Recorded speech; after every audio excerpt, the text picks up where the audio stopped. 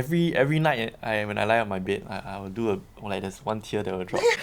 Like, Ben, like you never touched the crazy work for so long already. Then like I was always at the start when I was doing motion design, I was like, oh, I'm going to be the best motion designer Yeah. there is. And then now I'm like emails. I'm like emails and Go then meeting. go meetings at night, and then like just this tear. Like, what am I doing with my life? Hi, I'm Ling, Hi, I'm Jace. and welcome to Freelance Creative Exchange, where every episode we talk about freelancing and the gig economy in Singapore and beyond. And today, we're very happy to actually have Mr. Benjamin Ang with us. Yay! So Benjamin is actually a Singaporean creative entrepreneur. He's the founder of Genesis Motion Design and a partner of Balance as well, right? And also, we recently heard that you're going to, you founded Form, which is a creative festival that's going to launch in Singapore soon. Yes, exactly. Great entrepreneur, and on top of that, he's very young, as you can see. Take care of the skin. So what's your facial? Wow, the routine, my Yeah, facial routine. routine, man. Wow, it's just natural, all natural. Natural. Wow. Yeah. So I remember I first got to know Benjamin. That was like at least I think 5-6 years ago. Yeah, it's quite some time ago actually. Yeah, it's quite some time. And Benjamin that time is a freelancer, so we work with Benjamin on a few projects, and then after that continuously, and hopefully we will have the chance to work with him on a continuous basis lah. Yep. Yeah. But maybe you just share with our audience quickly about yourself and also about the things that you're working on right now. For a Okay, start. cool. So hi, my name is Benjamin. I run 2 motion design studios. One of them is Balance Creative, which just started this year. And the second one, which is my baby, started in 2015, is called Genesis Motion Design. So on top of that, I'm also starting something different, which is more of like an events thing for creative, which is called Form. And Form is actually a design festival, mentorship, and a lot of like reviews and things like that lah. So watch out for that. Yeah. Great. But I Yeah. guess it takes a really young you to find out that, I'm very much into motion design, because a lot of the younger creative, I would say, professionals that we get to engage with, a lot of time are not so sure about where they're going. So they're still trying out a few things, right? Like Yeah, they are for sure. photographer, videographers and all this. Yeah. But it seems like, from a very young age, okay, not that young, but at very earlier on, you already decided, okay, motion graphic is the way that I want to be. for sure. Yeah. So in terms of when you actually then started, come back from your internship in the US and then started freelancing, how was the experience, of being a freelancer at that age for you? Where a lot of, probably, I don't know about your parents, would they have expected you to actually find a more permanent job instead of jumping around agency to agency like this? Do you face some of the challenges when you first started out as a freelancer after you come back from LA? That's a very good question. Like, what happened was, I think my parents itself, are quite supportive of me doing like design. They kind of knew, like, during my course of my my school in NYP, that I was taking it very seriously. Like, I wasn't like just going out and like having fun with my friends and then just like coming back late at home every night, and just because I was like having fun basically. It's more of like, really, like, they could see that I was actually pushing it, and I was staying at home on the weekends, and I was doing work on the weekends as well. That's how I really like forced myself to kind of grow in that aspect lah. So they kind of saw it. So when I was doing like freelancing and things like that, they were quite supportive of me, because I was still doing what I wanted to do, and they knew that I had that short period of time before going to the military, that I could use it for different experiences lah. So when I was jumping around freelancing as well, like there was a lot of opportunities where I see different studios, different companies, different studios, different agencies, how they operate, see their whole structure, just to understand the whole fundamentals of how everything is run. So that kind of gave me a very almost like it gives me like a lot of an eye to a lot of different people's different places with different infrastructure and hierarchy. So that's eye-opening for me. So when you doing your freelancing, was it always in your mind that you wanted to set up a company, own something of your own, or was it sort of like, let's see what we can do, and then starting, oh yeah, let's just form a company because it's easier, that kind of? What was your thought process? How Yeah. did it lead you to that? I was doing freelance at that point in time. The idea of starting a company didn't really come across. Only when I realized that after my army, after doing the freelance, that I was thinking of like finding a place to like settle and finding a company to work at. But I couldn't find a company that has the different cultures that I want it to have. Because I was working in Singapore, even interning in the Singapore company, and then interning in the US. And then I realized there's a big culture difference, how they treated, like in the sense the US was like pretty much like very, there's a lot of like welfare in that sense. And then like in Singapore, there was a good thing that because like there's this hustle mindset. There's this like, we need to get things done, and then like there's this pushing. So I couldn't find a place that, after jumping around different places, right, I realized that like all the places, they don't have these two cultures that were combining. So then I was like, I mean, I must well do to my freelance and take it to the next level and like start a company with these cultures inside. So culture has always been our number one priority for the company. Yeah. That's interesting. So how would you actually address the transition? Because when you are freelancing as an individual, a lot of the issues, I mean, sure, you have a lot of issues like looking for your clients and things like that, but it's still just you, right? You're just responsible for yourself. But then when you actually decided to set up Genesis and then decided to actually employ people, your responsibility brings you to another level. So how do you actually transit from like an individual to a company mindset? Wow, yeah, that's a very good question. So essentially I essentially just went out to the sea and I just dived in and I don't know how to swim lah. So that's the whole scenario of it. But like what happened was like I kind of drowned, and then like I slowly learned how to like paddle and slowly like make my way and slowly like float in the water, like trying to survive kind of thing. But it's really like there's a huge transition in terms of like freelancing and in terms of like starting your own company. Because when you're freelancing, you may be booked like for a number of days, and then you sit in the office, and then they'll brief you, you just sit there and then you just do the work.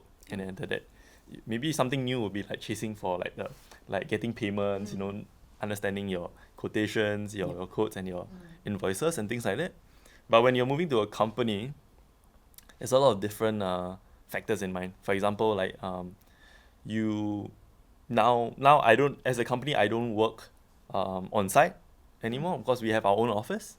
So even back then my office was just a square box, which is like, I think maybe it's even smaller. It's about this size lah, I would say, from here to here, and then it's just like a box. And then like but I still took it as like that's my office. That's where I work from. And then I had to do client meetings back and forth, like different places. And as a freelancer, you're just working on one project.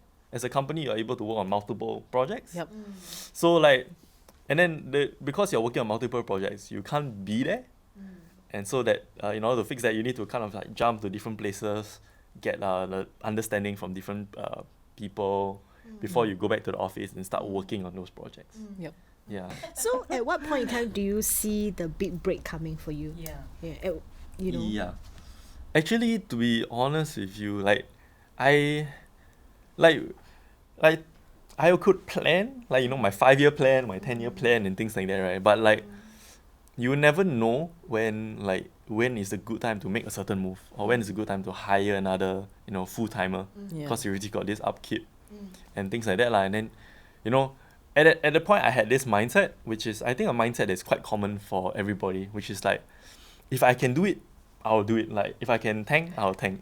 So it's like, at that point when I'm running with that mindset, like I was taking like maybe four people job for like maybe like 4 projects, and then like he's running 2 projects, I'm running 2 projects, and if he can't like finish that, I will have to stack it on top of mine. So my working hours like went from like, on a usual daily basis, right, it's like 10 in the morning until like 3 in the morning the next day, and then like repeat the same process. So it was like a lot of like hard grinding lah in that sense lah. So I guess the hardest thing is like really the timing on when lah. But for that big break, I had to just kind of commit to that. Okay, maybe we're getting a bit more projects, and I would love to do more. And then I wasn't, to be honest, I wasn't really super sure. So that was the right decision. I had to just jump, like any other entrepreneur that we just have to like trust and just for me I'm Christian, so I trust God a lot. So for me, like when I'll do that now, I'll just trust God lah, and I'll just go ahead with it lah. How about your employee like 001? Like, how was it like when you first hired your first hire? Wow, that's very fantastic. Very good question. So like we've got the first full hire, and then I got the 0.5 hire. So that the 0.5 hire, right, the very, very first employee, I thought I needed a project manager at the time. Then it's just me doing the work, I'm meeting clients, and with the project manager. So maybe if I get more projects, I mean, I can pass to the project manager. Maybe he can find more freelancers to get things done. That was my thinking back then lah. But then it was like a bit weird, cause like most of the days we're in the office together. Then like he looked at me, he can't do the work ma. He can't do the groundwork. Then he look at me, I look at him. Then like if we don't have projects, then it's like very awkward. Then he's like, yeah, so we got this project, how? Then who's gonna do the work? Then I tell him I do the work. Then he say, so what is this supposed? What am I supposed to do? Then he said, you manage me. I'm like very, very awkward. Wow, when I think about it, it's very, very weird. Like I'm not sure what's going on. At that point of time, I was like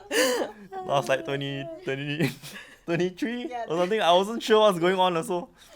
So it was like very awkward. Then after a while, decide that no lah, we're not the right fit lah. So like I had to let him go. So after that, from the producer already, then I realized, oh, maybe the project manager is not the right fit. So I had to go hire now a motion designer lah. So the motion designer is actually a friend of mine. Then for him, we were actually doing the military service together as well. Okay. We're actually in a media team. So he was actually my sort of junior lah in the media team, and in NYP also, junior then. Then he's so nice, NYP. Yeah. And then like he was so nice. No commercial break. Like so like what happens was like he's very nice. Like he really wanted to just like help and support lah. And then like I really told him upfront lah. I told him like I really can't afford like a full timer. I really can't afford a full timer. But what I can do is like I can get you in as an intern first. And then from there, like once the business built up, then from there, like we'll do a hire lah, like from there, and do a transition to a full time, which happened. I'm quite curious, right? Your first PM that you hired, Yeah, how old? Like, was he older than you, or was he younger than you at that time? I think he was slightly younger than me. So when you hire nowadays, Yeah, maybe now it is a bigger team. It doesn't quite matter, but is the team mostly like younger than you? that's a very good question actually, because like I'm 28 this year, so most our studios, right, the average age is about 23, Wow. 24. So like so actually we're all pretty young lah. Like most of them, like sometimes fresh out of school, they like for example, ladies, they don't have to do military, right? So like from there they can work with us lah. So most of them are pretty young, but I do have older people, old people older than me in the company as well lah. Yeah. So then the second part of my question then, do you find it different in managing someone older than you and someone younger than you? Is it harder, do you feel, on either side? Or easier because it's they're older, they're more experienced. Right. I think it has both sides. I think my only concern is like whether there is that mutual respect for everybody in the office. So like the older person can't go to the youngest person and like, oh, because I'm older than you. I mean, in Singapore, we don't really have it, something like that. Like the culture is not really that lah. We really respect each other, and we kind of set the culture that's like that as well lah. So there's that mutual respect going on. So of course the ones that's older, they have a little bit more experience and things like that lah. But like doesn't mean that the younger one doesn't have sufficient experience. They sometimes have even more experience in a certain area than the older ones. Yeah. So it's all about that mutual respect and balancing that lah. I think that's the interesting thing. But in terms of communication, there's not much of a issue. There's not much of an issue lah. I mean, maybe we try to just, we are a bit like how do I put it? Very loose in the office, and there's no like proper like hierarchy or, in the sense that there's a proper hierarchy, but there isn't there's this line between you and me. I'm like, wow, like, and then you're like, there isn't anything like that lah. So like that's exactly what I wanted when I was starting the company also. So yeah, that's how it works. That's great. So from running a team of people to doing your work. So right now, do you feel that your work is more in terms of doing the actual designing work, or actually more management in the sense that running the people more? So how do you split your time? Because I guess you only have 24 hours as well. Probably you have slightly more than us because you only sleep at 3 a.m.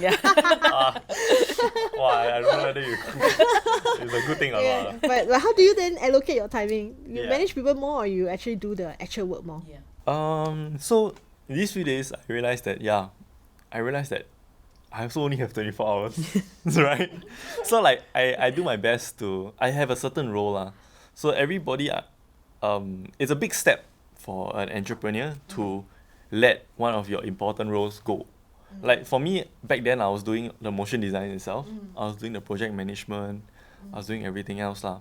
So I had to slowly let go of my roles. So the first role I let go was actually doing the design work, the motion design work, the animation work lah.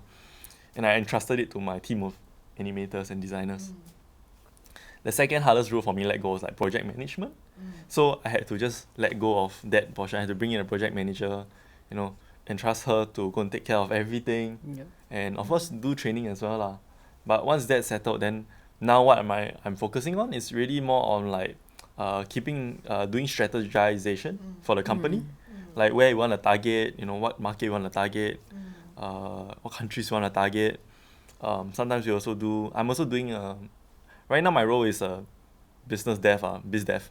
So I'm doing like reaching out to people, doing meetings more often, talking, because I do have the background also, so I understand I understand what's complex and what's not so complex. I can give timelines, estimated timelines. I can give estimated budgets off the top of my mind. So because I'm so well versed in that, like it's easy for me to do biz dev, right? So that's what I've been doing. And then slowly it's like slowly getting people to just take away things from me. For me the next step is to the HR and finances and stuff like that. That's right, very important. So when now you work with a lot of big brands as well. We see your work in a lot of advertisements, but which was the first big brand that you landed, or maybe not that you landed, that you felt like, okay, this is gateway to the other ones? Do you have anyone in mind? Yes, there's a lot. There's a number of big projects that I felt that we kind of had during our time, but our company just went through like a major sort of like redirection in terms of our type of work, our quality of work, or like that kind of direction that we're going for. So actually, it kind of happened only recently. I think early 2018. The project for Razer actually. So that Razer project actually, we wanted to try something new, something different, and I wanted to push the bar even higher. So we implemented this traditional technique into our thing, which is called frame by frame animation. So we combine motion graphics, frame by frame animation, and like a lot of traditional things. So now we are like sort of a mixture between animation and motion graphics. So that project itself kind of sparked a new level for us in terms of the kind of quality, and a lot of people actually use that in our manifesto video for like references for like different projects. So that kind of sparked a new era of things. So that's where people came to you, say, hey Benjamin, I want this style that you did previously for this. So speaking about your strategy, right? Yes. Why did you decide to start another company or partner in another company that's also a motion design firm or agency? Okay. But thanks for raising that up. It's like, this is my time to shine. No. So basically, so this company is called Balance, right? So what Balance is, is actually, it has 2 studios, one in Singapore and one in Vietnam. In Singapore, we actually it's more of like a sales team here, and then in Vietnam is the production team. Okay. Yeah, so like I realize whenever my course of work, right, when I'm doing, a lot of like startups come to me and they say, Ben, can you do this explainer video for me? Yeah. We really want to get our brand out and things like that. Then most of the time it's like they don't have sufficient budget, you know what I mean? And then like, so I found this kind of like this gap where for startups that they don't have a avenue to go to, Yeah. where that's where we do like a production house in Vietnam, and then like we have a creative director here in Singapore. So he will come and do like meetings and stuff, find out what they need, and then from there they'll do the back end is all the. That way we're able to bring costs down also, so it helps both parties. Yeah. So do you see that as an expansion plan for both Genesis and Balance going forward? This kind of model where you leverage on the our neighbours in that sense for the production support. I would say Balance and Genesis are 2 separate entities, because Genesis, we have we want to hit a certain mark, a certain quality. So for us, we are trying to reach out to other markets and really kind of work with them. For example, we are reaching out to a lot of like Asian, like further out Asian markets, for example, the China market and things like that. We're trying to reach there. Whereas like Balance is really focusing on like Singapore and startups, because the startup culture here is actually quite prominent, especially with all the neighboring blocks you were mentioning. Yeah. Like they have the whole block dedicated to startups in the different units. So yeah, I think those are 2 different entities and 2 different directions. So we understand also, right? Going back to the work that you do on a regular basis also, you have both worked with very small companies as well as the very large ones also. So do you have any advice for especially people starting out, be it as freelancers or as their own small little company, in dealing with corporate clients? Because it's very different when you're dealing with, I guess, the friends where you get your first job and say, okay, I'll help you do it. How much is it gonna be? A couple of thousand. Sure, okay, yeah. fine. And then suddenly you're in a big meeting room with all the suits, and then it's all very official, and there's a person taking minutes and stuff. So how do you transition, or how do you deal with getting in corporate clients, and how do you handle them? Okay. I think the first advice I can give is probably like value your own work. Like, because I think most of like students or anybody who's graduated, or freelancers sometimes, they don't know the value of their own work. So like they always go into these meetings and then they feel like, my graphic design is just like pixels, I'm just doing this for fun, I'm drawing a cat, like for them it doesn't mean anything, it just means like, I'm having fun about this, my passion, having fun. But like for the business it may mean something else. For the business it may mean like, with this I'm able to capture more people to go to my event or go to my to buy my product, and then from there revenue I have like my ROI, which is my return on investment, right? Like it all builds up.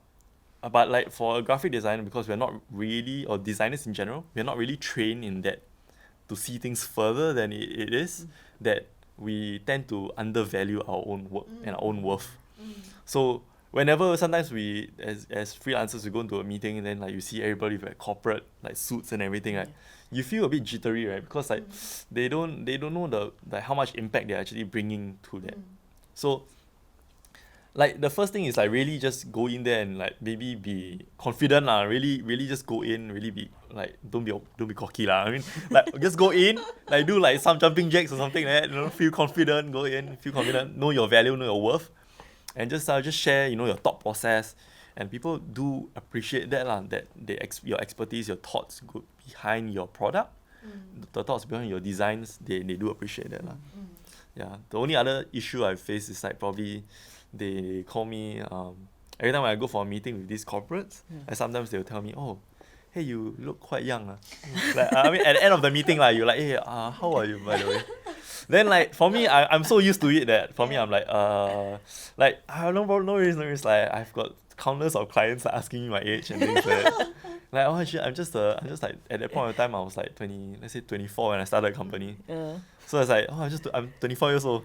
Then they look at me like whether I can trust this person or not. Are You know you what I mean? sure? Yeah, are you sure? Like, this is my ROI, this is my, like, can I trust this person or not? But then all you need to really do is like be confident with your work, Like, I've done it for so many brands already, like this, like I've been working with so many agencies, studios, brands, like, and this is my specialty, like I've been doing this for a long run. So the moment you're confident, that you are sure that your personality shows that you're a bit more of a overachiever, like you really want to achieve something, really want to prove yourself. Yep. Your age really doesn't really Yeah. like, we can take it out of the equation now, like, Yeah. in that sense. Because after all, the client is hiring a specialist Yes, correct. in whichever field you are. Yeah. You might be in. But I guess it comes with practice, right? So if Yeah. you are a first-time freelancer or you're just starting out, then of course you definitely will feel a bit nervous, especially if Yeah, you look a bit young and all this. But like Benjamin has been freelancing for a while, before you set out a company. So I think that gave you a bit more confidence. Yeah, for sure, 100%. Be able to actually carry that through. Yeah. A It's bit good more. practice as Yeah, well. but you Yeah. have to practice. Yeah. Yeah. So to all freelancers out there, especially if you're starting out, right? I think practice make perfect. It's still the same thing, Yes, right? You just yes. have to keep doing it, right? It doesn't matter the first 2 times. Maybe you will fail. You don't get a deal. It doesn't matter. The most important thing is just keep on trying, and you will reach a point where you will get it right. That's right. Yeah. Yeah. But speaking of, was there any one time where you felt like you made a huge boo-boo, like, oh Wow. man, in front of this big client, they're never gonna give me a deal anymore. They never have since then. I mean, it's a tough question, but did it ever happen? Wow, it happens a number of times, and I'm not gonna lie. It's like, for me, it's like I will just feel bad through the whole day. Maybe the next day also, I'll feel like, oh, I should have done it better, or like I should have made a mistake, or I made a mistake before, and then like it happened again, and then the thing is that I beat down on myself quite a bit, which shouldn't be the case. Like, it's what after that, ever since that, those times I've taken it as a learning lesson that these are steps. I need to fail first before I can climb up, right? So like, the harder I fall first, and then after that, the harder I'll bounce back up. I was young and naive. Okay, so what happens is that I am a person that I'm a night person. That's why I can work until 3 in the morning. I'm a night person. So sometimes when I'm grinding, like at that point of time when I was doing work, right, we just got started, 10 to 3 in the morning. Sometimes I wake up late, for sure, right? So then sometimes I set like meetings like really early because I want to make full use of my day. Yeah. So that's that time where I went late for a meeting. Not only just late, but like when I woke up and then I looked at my phone, and then like the client was calling me like, 3 times. I'm supposed to meet her at this cafe. I was calling it 3 times already, and then I looked at the time. I'm like, okay, that was like self-censored. I was like, ugh. After that, when I look at them, I was like, oh my gosh, I can't rush and reach there in time also. Not only that, I think it was like so late already that the person already went home already. It was like that bad. It was like went back already, and then I was like so pissed at me and everything like that. So, wow, that was like really, like those days where you wake up and you feel very sucky already. The first thing. Then after that, you just had to. The way that I tried to solve the whole scenario was that actually I went down to the person's office. I bought them like some coffee, some drinks and things like that. And just sincerely apologize, because I think it's better to be sincere, better to be vulnerable, and better to be authentic, and just like really from the depths of my heart just really apologize together with like this kopi and this, like and just tell them like, really sorry, like just be honest, I'm not gonna lie, I had a late night last night and things like that. Yeah. I think it's always good to admit your mistake. I mean, if it's a genuine mistake, Yeah, right? yeah, So yeah. everybody make mistake once in a while. I think that's fine. Yeah. The most important thing is, admit your mistake and just really be like what Benjamin says, sincere about it. Yeah. So this is one situation where you had a boo, right? Then what about the most challenging clients? Have you met with any challenging client that you cannot manage, or you find it hard to manage the client? Challenging clients. Where maybe they're, against all your creative advice. They will still choose to do something that you really don't like. Yeah. You know? I mean, I'm not gonna specifically name a client, Of course. but of course there are some times where when we do projects, because this is our day to day. You know what I mean? Like there's a framework and there's a process on how we make sure that the foundation is strong before we're able to deliver the final product. Yeah. So sometimes we have come across some clients that they don't want to follow our framework, or they want to skip the framework, or like they just want to see the final result. They don't care how it's getting done and that's a big problem for us, because we need approvals and we need like confirmations before we invest that time and to do it. So once we just show you the final product, if you don't like it, then what does that mean? Like, do we have to redo everything, or do we recharge you like the whole time we spent? Yeah. You know what I mean? So that gets really, really tricky. So the only thing we can do is like really like educate the client, share with them, this is our framework, this is how we usually work, and we've been running the company for this long already, and then like this is how we get how we can assure that there is a proper that everybody's happy through the whole process. Yeah. You know what I mean? So if we can't do that, then then maybe we are not the right fit for each other, you know. Because like, to be honest, like this client, we had to just let them know, like, you know, whatever we've done before that, you know, I'll just share with you like for free but we'll just cut the project then. Like, so it's almost like firing the client in that sense. Sometimes we do have to make that move to prevent further losses, Yeah. or prevent more heart pains and more like struggles Yeah. from both sides. You know what I mean? Like, I rather we cut it and then they find someone who they've worked with before and who Yep. can work with that, and then it's sort of our way of like really not taking anything and just wishing them like all the best, you know. Like Yeah. this, if you found someone you're happy with, like I would recommend you to, you know, work with them Yeah. because it will make you happier also in that Yeah. sense and make everybody happier also. Sometimes it doesn't make sense to just grab onto every client that comes your way as well. That's right. Do you think it's a good time for, you know, people to come into the industry? In my own opinion, like whenever I go to like grad shows and a lot of like different graphic design, you know, like a lot of different what do you call that, courses, right? They teach us graphic design, Yeah. teach us animation. All of them like kind of slowly, but surely, like you will see some people doing motion graphics for some reason. Like, and it's because like it's getting more and more prominent in the whole industry already. Yep. Because motion graphics has always been there. It's always been there, but it's not really I would say it's not really like a strong It was course. sort of in the background Sort to of the support background. other stuff. Yeah. Like I would say like animation. Yeah. Animation is like really everybody. You just say animation, everybody knows what that is. Yeah, But you that's say motion graphics, I still have people scratching their heads. Yeah, It's so like, but isn't it animation? yeah, then what's the difference? Yeah. So like Do you so, get asked a lot? yes, Yeah. a lot. So what I would just tell them is like motion graphics is graphic design, but we make it move. Moved. Yes, it's like it's the same. So they Basically. yeah. They say it like that. So like okay, so yeah. I think this is like it will definitely become more mainstream as time goes on, and as people get more educated, and as technology like improves, because like as you can see, like video content itself is already, the algorithms for video content is already like they are bumping it up Yeah, like a that's lot right. Yeah. on all social media platforms. Yeah. And for your like television, broadcasts, your films, Yeah. anyway. So naturally, motion graphics would require more and more jobs for motion graphics. Yeah. And then there are other mediums that's dying out also as time goes on. So definitely see a growth in that. So where do you see yourself in the next 5 years from now? Next 5 years. That's a Your very good- 5-year plan. my 5-year plan. So for us, 5 years plan, I will be doing a bit more specific work.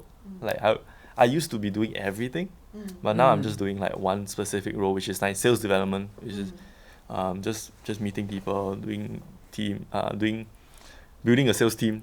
Yeah. On top of that, I'll be flying a lot overseas actually. We're actually doing a lot of this work where I'm flying overseas for meetings, Yeah. meeting clients that that are overseas, and doing business with them lah. Yeah. So yeah, how did you find that transition from being someone who had to do the grunt work of actual designing and all the motion graphics was on you, and then you had to let that go in the very beginning, like you mentioned your first hire, Yeah. and then now it's entirely like what you say, I'm not going to do that anymore, and I'm just going to focus on business development. It's actually a very huge jump Yes. in what you have to do. How do you cope with that, or like, is it still a struggle every day, or have you come to enjoy it in your own way? Wow. Hitting me with all these hard questions. Yeah, because as a creative, that's when you want to start doing Yeah, business, yeah, it's yeah. going to be tough in that way. Yeah. Yeah. For me, every night when I lie on my bed, I will do there's one tear that will drop. Like, Ben, like you never touched the creative work for so long already. Then like I was always at the start when I was doing motion design, I was like, oh, I'm going to be the best motion designer Yeah. there is. And then now I'm like emails. I'm like emails, and then Go like meeting. go meetings at night, and then like just this tear. Like, what am I doing with my life? No lah, but like I've come to that fact where I have enjoyed celebrating with my team's victory as a whole. So whenever I'm meeting clients, I'm sharing with the clients, this is our capability, this is what you are good at, and we see that result being delivered. I think, and I see the whole process during that time, right? It's like, for me, that's the most enjoyable thing. Yeah. And then I enjoy it also when my team, like sometimes they show me work. Hey Ben, what do you think of this? Then I'll just go like that. Wow. Then I'll see the most amazing animation, right? I was like for me, I celebrate. I'll be like, office we're a bit more loose lah. So I'll be like, oh, like we get a bit high, like we get quite crazy lah. So we enjoy. I think that's an enjoyment. Like that's for me. Yeah. I really enjoy the kind of memories, the kind of support for one another. I really enjoy it lah. Yeah, It's like a proud father. Right? yeah. Really. With all my kids. Yeah. yeah. But thank you so much for sharing. I think it has been a very interesting talk for the last, for the last 30 minutes or so. Yeah. Right. But we'd like to pose you one last question. So, Yanni, would you like to do the honor? So, if you could give one piece of advice to yourself when you were starting out, those years ago, what would it be? I think as an entrepreneur, like naturally in life, it's because you're so busy focusing on your work that your how I say that life Personal life. personal life. Yes, the personal life, right, it tends to just kind of slim down. So like your friends also should drop one. It's natural lah. That's why it's also normal lah. It's also normal. But it's all part of the fun lah. It's all part of the fun. But now you have a whole team of colleagues, friends, families, all surrounding. Exactly. Proud little babies. Yeah. But now you're more like a father instead of yeah. Thank you so much, problem, no Ben, problem. for Thank sharing you. with Thanks. us. Thanks, Ben. Right. Thank you so much to you, audience, as well, for joining us in another episode of our Freelance Creative Exchange. So if you have enjoyed the show, do click the like button and the subscribe button, or leave a comment below. Subscribe and hit the bell button so you don't miss out on our next episode or our next interview. Until then, see you soon. Bye. Bye.